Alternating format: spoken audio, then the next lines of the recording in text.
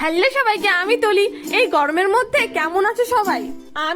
আমি তো বেশ ভালোই আছি, আর তার জন্যই তো বেরিয়ে পড়েছি আজ নিউ মার্কেট। আমার কাণ্ড কারখানা দেখো, এত গরম, তার জন্য বসতে চেয়েছিলাম উইন্ডো সিটে, কিন্তু শেষমেশ আমার কপালে জুটলো এই ঝলসানো রোদ। কি আর করা যাবে, বাইরের প্রকৃতিটা দেখতে বেশ ভালোই লাগছিল, তার জন্য এখান থেকে আর উঠলাম না। আজ আমি এমন একটা বাসে উঠেছি যে বাসটা আমাকে 15 মিনিটের রাস্তা নিয়ে গিয়েছে 1 ঘন্টায়। হ্যাঁ, তোমরা ঠিকই শুনছো, 15 মিনিটের রাস্তা 1 ঘন্টায় আমাকে নিয়ে গিয়েছে। মানে আমি ঘুরতে ভালোবাসি বলে আমাকে যে এত ঘুরি ঘুরি নিয়ে যাবে সেটা আমি ভাবতে পারিনি। ভিক্টোরিয়া, তারামণ্ডল পেরিয়ে ফাইনালি আমি পৌঁছালাম নিউ মার্কেট। এখানে আসার আগে আমি তো মনে মনে খুবই ভয় পাচ্ছিলাম যে অনেক তো ভিড় হয়, কি হবে, এত গরমে সহ্য করতে পারবো তো। বাট এখানে আসার পর দেখলাম ভিড় অতটাও নেই। আমার মতো কয়েকজন পাবলিক যারা গরম সহ্য করতে পারে তারাই এসছে। আমি কিছু কেনাকাটা করছিলাম, তার মধ্যে সন্তু এখানে চলে এসেছিল। আর এই দেখো, এটা কি তোমরা কি কেউ বুঝতে পারছো? এখানে আসা মাত্রই ও আমাকে নিয়ে গেছিল সিলেদারে। ওখানে নিয়ে গিয়ে আমাকে জোর করে একটা জুতো কিনে দেবে সেটা আমি ভাবতে পারিনি। আর একটু এদিক ওদিক ঘোরার পর আমরা চলে গিয়েছিলাম মেট্রো স্টেশনে, কারণ ও এবারে যাবে ডিউটি।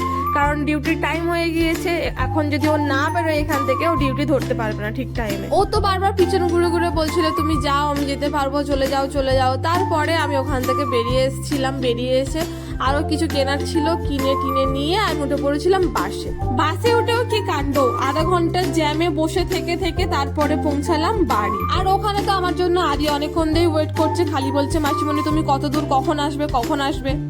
হ্যালো সবাইকে, আজকে আমার মাসির বাড়িতে লাস্ট ডে। কালকে সকালবেলা আমরা চলে যাব, তার জন্য আজকের দিদি স্পেশাল কিছু রান্না করেছে, সেটা তোমাদের সঙ্গে শেয়ার করব। আমি ভেবেছিলাম পুরো রেসিপিটাই তোমাদের সঙ্গে শেয়ার করব, বাট হয়ে ওঠেনি, কারণ আমি একটু এখান থেকে গিয়েছিলাম নিউ মার্কেটে।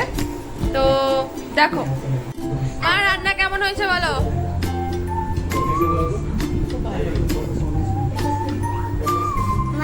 মেশো, রান্না কেমন হয়েছে? ফাইন। আমাদের মেয়ে সবাই এখন খেতে ব্যস্ত, কেউ আর ভালোভাবে বলতে পারছে না, সবাই এখন খেতে ব্যস্ত। তার মানে তোমরা দেখেই বুঝতে পারছো কেমন রান্না হয়েছে। ইয়েস।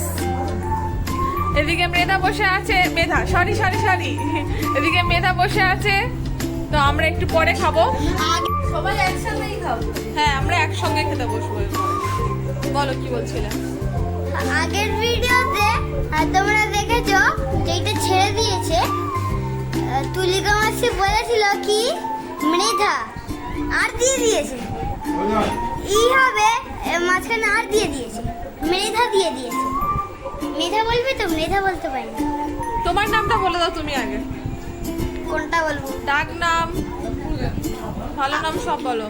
আদি, আর ডাক নাম হচ্ছে আদি, আর ভালো নাম হচ্ছে দেবাংশু। মধু দিচ্ছ কেন মাসি? কি মাসে একবার খাবে, শরীরটা তো দেখতে হবে। আসলে আমাদের বাড়ির সবাই খেতে খুব ভালোবাসে, শুধু আমি একা না। কিন্তু যেহেতু মায়ের শরীর খারাপ, তার জন্য মাকে তো খাওয়া দাওয়া মেনটেন করতে হবে, তাই না?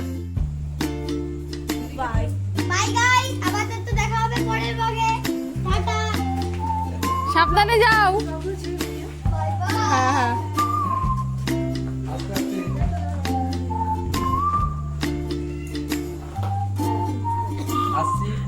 Good night. হ্যাঁ, সাবধানে যাও।